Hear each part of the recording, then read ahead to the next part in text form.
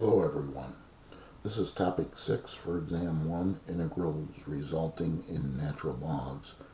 And here we are just simply thinking about integration as anti-differentiation. And so when we consider the derivative formula, for example, for the natural log of x, we know it's 1 over x.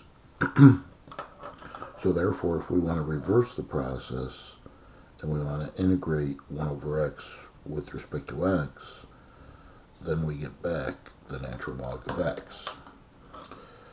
And it's a little bit more than that because the integral formula we're adopting here is that the integral of 1 over x with respect to x is equal to, we're going to say the natural log of x, but it's a little bit more than that because when you consider the integrand 1 over x,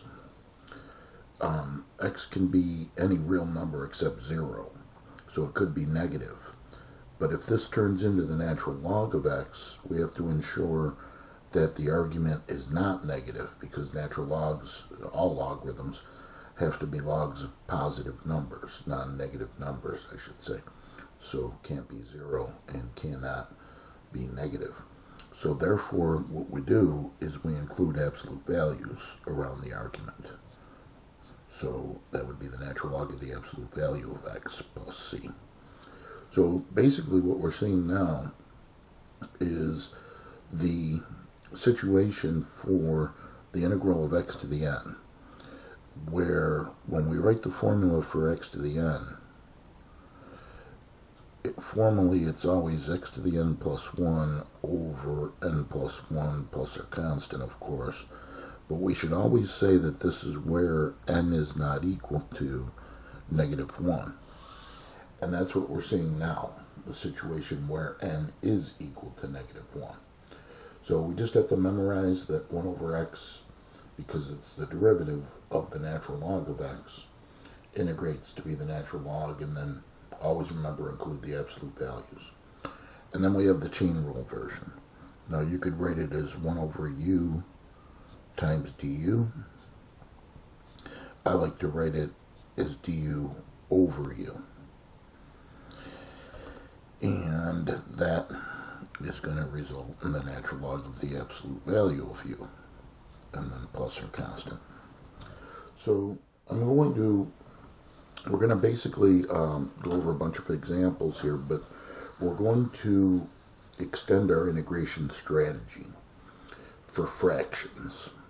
So when you see a fraction, and we'll summarize this after these few examples, when you see a fraction, the one question you could ask yourself would be, is the denominator a power?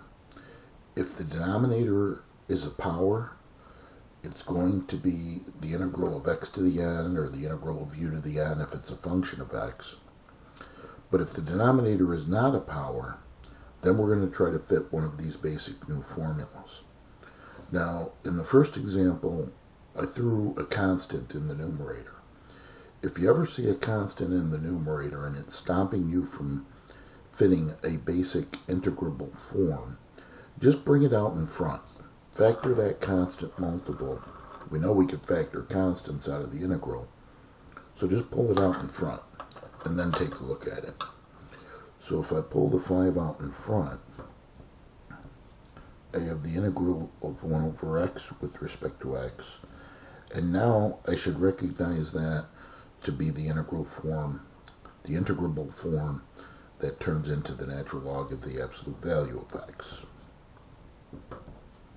And then always include our constant of integration, of course. Now, the only thing different between example 1 and example 2 is that the denominator of example 2 is a power. Now, the first move I'm going to make is the same as in the first example. I'm going to pull out the 5. And if I leave it as 1 over x to the 6th, then I could ask the question, because it is a fraction, I can ask the question, is the denominator a power. And since the denominator is a power, then we would have to rewrite it to fit the integrable form of x to the n. So bring it up by our negative exponent rule as x to the negative sixth. We could then integrate as normal. It's basically a calc 1 integral. X to the power 1 greater is negative 5. Divided by that new exponent at our constant at that point. We get negative 1 x to the negative fifth, which we'll rewrite as negative 1 over x to the positive fifth. Okay, so if we have a power, we're going to rewrite it to fit the form of either x to the n, or as we'll see in comparing example 3 and 4, the only difference, once again, the way I've set this up is the powers. In 4, the denominator's a power. In 3, it's not. So when you see a fraction, ask yourself the question, is the denominator a power? If it is not, then you're going to try to fit 1 over x, which is easily identifiable, or du over u. I like du over u. If you like 1 over u times du, that's fine. Basically, when thinking of du over u, what I'm thinking is that I have a fraction such that the derivative of the denominator is the numerator. And if that's the case, then it fits this form. So I see this fraction. First question, is the denominator a power? No, it's not. It's just a function of x. So I'm going to try to fit du over u by choosing u to be the denominator. So this is u substitution. We have to go off to the side. Choose u to be 1 minus x cubed, the du minus 3x squared dx. Modified by the negative 3, we get negative 1/3 du is x squared dx. And if we go back to the integral, we see we've chosen our u to be that denominator, 1 minus x cubed, and the leftover factors, x squared combined with the differential dx, make up a negative 1/3 du. So we compare the leftovers to the du, and we shouldn't be surprised that it matches, right? Especially in the early going here, as I've mentioned before. For the first exam, it's basically all u substitution where things work, and then later on we get to situations where it fails and what's left over does not match. But here it does, and recall the most efficient thing to do, factor out the constant multiple, in this case the negative 1/3, change of variables to fit the basic form, and in this case du over u. And we can integrate to get the natural log of the absolute value of u, add our constant, the negative 1/3 tags along, of course, and then we finally back substitute. So negative 1/3 natural log absolute value, u is 1 minus x cubed, close up the absolute values, and don't forget the constant.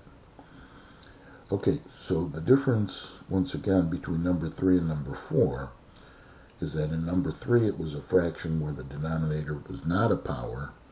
In number 4, we have the same fraction, but the denominator is a power. So if that's the case, then it's really just a calculus 1 integral, and we're going to try to fit the form of u to the n by first rewriting as the integral of x squared, bring up the quantity 1 minus x cubed, that's raised to the negative 4th. And it turns out the u substitution is the same. Excuse me. That is, we're still going to pick u to be the 1 minus x cubed, because we're trying to fit the form of u to the n, or in particular in this case, u to the negative 4th. And remember, we never pick the power, only the function that's being raised to the power, because in the formula for the integral of u to the n, the power is accommodated. And then routinely du negative 3x squared dx modified by the negative 3, so negative 1/3 du is x squared dx.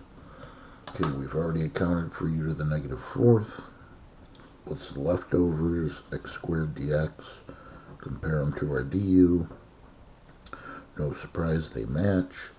So we replace the x squared dx by negative 1/3 du. And at that point, we've accounted for all the factors. We're ready for a change of variables. We'll bring out the negative 1/3. Change of variables gives us the integral of u to the negative 4th with respect to u. And so now we're ready to integrate. So negative 1/3 u to the power 1 greater is negative 3 divided by that new exponent. Add our constant. And let's see, I'll take a couple steps to rewrite this. Double negative makes positive, so 1/9. And actually, let me at the same time I do that, get rid of the negative exponent on u to the negative 3. So 1/9 u to the 3rd. I could have back substituted at the same time, but I just wanted to save that for the final step. So 1/9, and back substituting u was 1 minus x cubed. Now to the 3rd in the denominator plus our constant. Okay, so that's basically the idea. And I just have a series of more examples.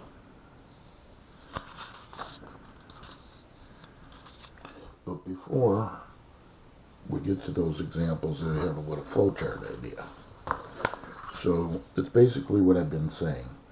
In terms of our integration strategy or the integration scheme that we have, let's say that, there's a bunch of questions you might ask, but you come to the point where the first box in our little flowchart might be, is the integrand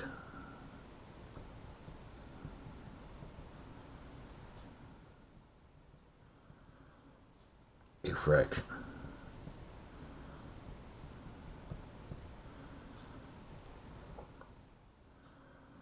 Okay, so if the question is yes, then we're going to ask, if the answer is yes, we're going to ask another question. If the answer is no, well, then there's some other rules we'll follow. But if the answer is yes, then we ask the question, is the denominator a power?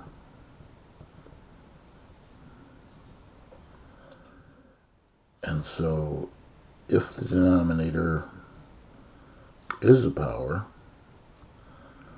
then we're going to fit the form for the integral of u to the n with respect to u. And so that's if the denominator is a power. And if the denominator is not a power, then we're going to fit the form for the integral of du over u. Okay, so that's pretty much what I was explaining as we went through those last examples. But that kind of summarizes it neatly with regards to how do we integrate fractions. Okay. All right, so I give an extra example here where it was 9x over 1 plus x squared. And remember, if we're trying to fit du over u, you could almost do these by inspection and say, is the denominator, so I'll ask the question, is it a fraction? Yes, obviously it is. Is the denominator a power? No, it's just a function of x.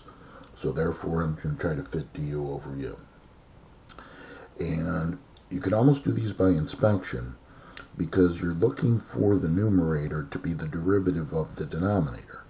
And if you consider 1 plus x squared, its derivative is 2x, and I've got 9x, so there's a little bit of an issue.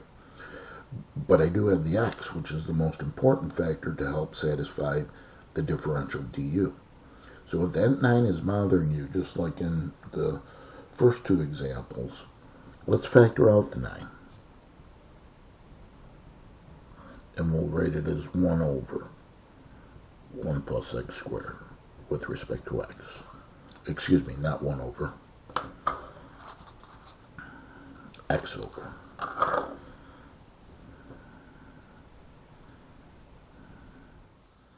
Okay, and now we can start the U-substitution process. Then this can be easier to see. So we're going to try to fit du over u, pick u to be the denominator. 1 plus x squared, the du is 2x dx. Modifying, we get 1/2 du is x dx. Looking back at the integral, keep in mind we're trying to fit du over u. We've chosen u to be the denominator. The x dx that remains, compare it to your du, and that we see matches, just modified by the 1/2. So that makes up 1/2 du. So now what we have is this 9, just tag it along. Now times the 1/2, and change of variables, the integral of du over u. So that's 9/2. Integrating, we get the natural log of the absolute value of u, plus our constant, and that would be 9/2 natural log. Back substituting, absolute value of 1 plus x squared, and plus the constant. And just a comment here about the absolute values. Always leave them in your answer, and I will not take off credit. But if you remove them, just make sure you are allowed to remove them. And the only way you're allowed to remove them is if the argument is never negative. And here's a case where that is true. 1 plus x squared, no matter what, is never a negative number, or 0, so no matter what the value of x is. So you could actually rewrite this as 9/2 natural log, and then in parentheses, the 1 plus x squared. Don't forget the constant, of course. But I put the double bars there, meaning you could stop, because remember, you get full credit. So the deal is, if you leave them, the absolute values, that is, I'm not going to take off credit. But if you remove them, and they need to be there, then I would have to take off credit.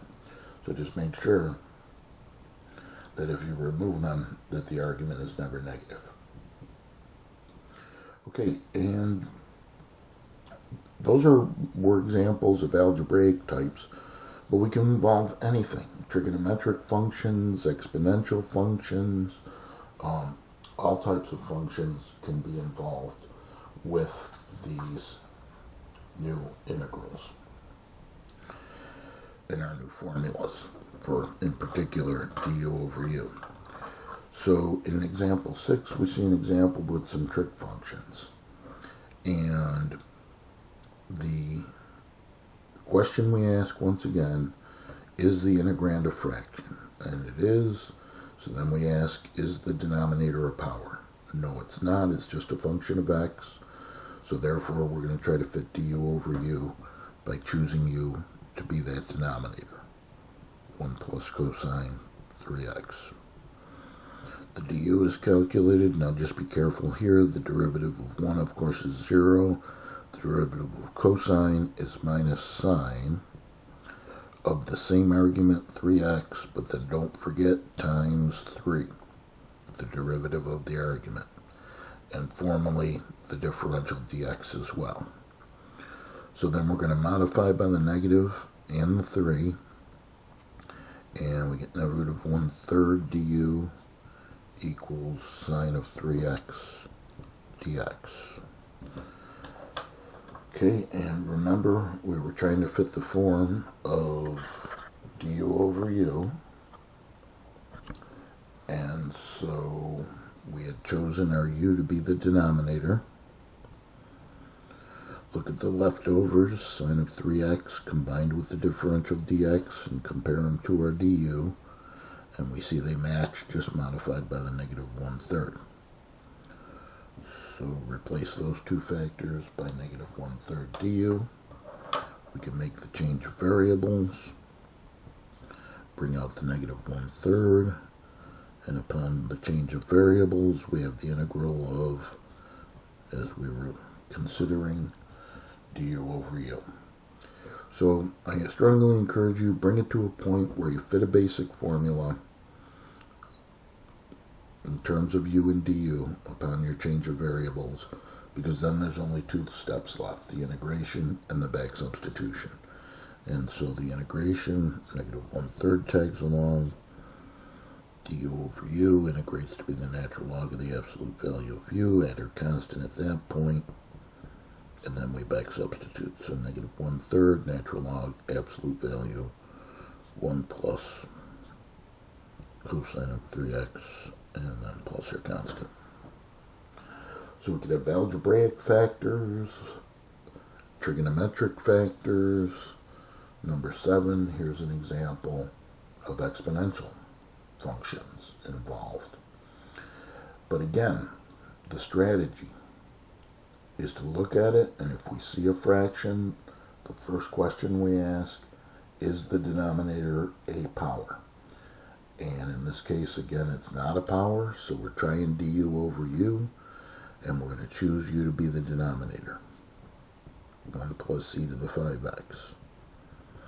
So then the differential du is calculated. Just be careful here and make sure you put yourself in the differentiation mode. Derivative of 1 is 0, derivative of e to the 5x, that's our formula for e to the u, which is e to the u, so e to the 5x, but then don't forget times the derivative of the power on the base of e. So now we're differentiating 5x to get 5, and formally the differential dx. So we modify by the 5, and we have 1/5 du is e to the 5x times the differential dx. And at that point, we look back at the integral. Keep in mind we're trying to fit the form of du over u. And we had chosen our u to be the denominator, 1 plus e to the 5x. Looking at the leftovers, e to the 5x differential dx, compare them to our du, and we see that they match, just modified by the 1/5. So replace by 1/5 du, and make the change of variables, bring out the 1/5 integral, and then we have du over u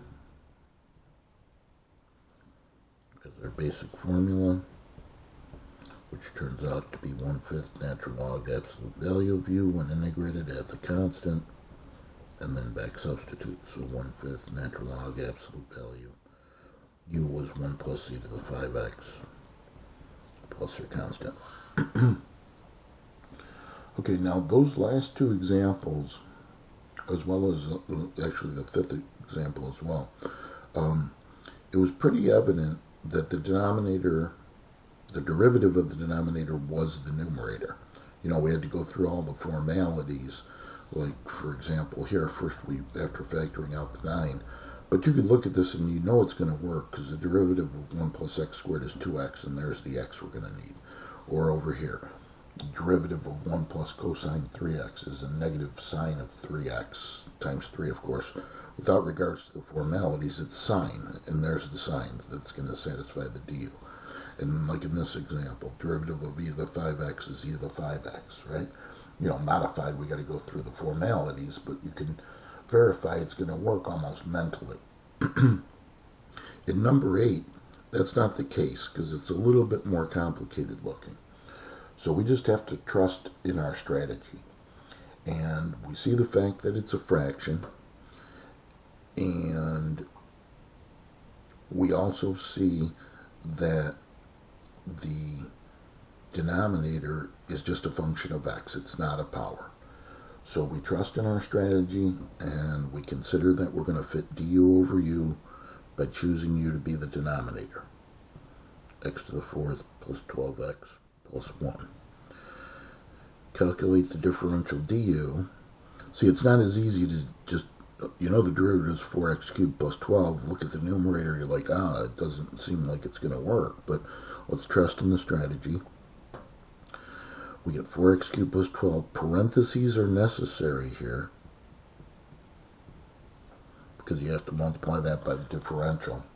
Otherwise, it would just indicate, if you didn't put the parentheses, it would just indicate that the 12 would be multiplied by the differential dx. So you need those parentheses to indicate the whole thing is. Doesn't look like it matches, but a natural thing to do with the 4x cubed plus 12 would be to factor out a 4. That's a common factor.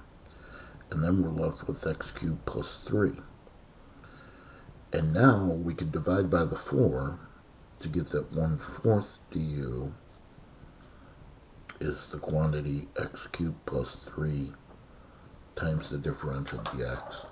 And now looking back at the original integral, we had chosen u to be the denominator. The x cubed plus 3 combined with the differential dx, now compared to our du, makes up 1/4 du. So now we can see everything works. Most efficiently bring out the 1/4, change of variables, gives us the integral of du over u. Okay, so then we integrate 1/4 natural log absolute value of u, add our constant at that point, and finally back substitute. So 1/4 natural log absolute value, our u here was the x to the 4th plus 12x plus 1, and then plus our constant. Okay, so we've got some more examples in this topic, but I think I'm going to stop there for this part of the video, and we'll come back and look at the rest of the examples. 2 more examples, kind of special cases, and then definite integrals to finish off this topic. So we'll see you for part 2 when you're ready.